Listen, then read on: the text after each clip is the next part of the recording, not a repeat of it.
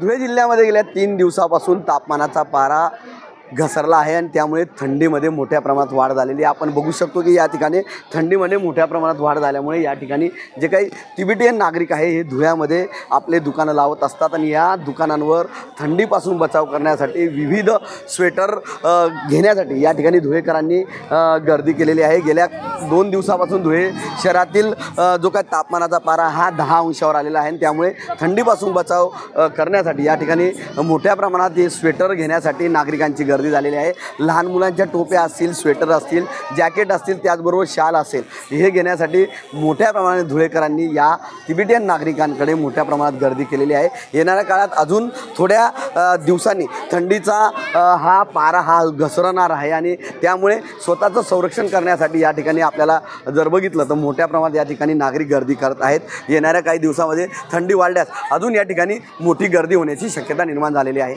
Manish Masole, TV9 Marathi, Dhule.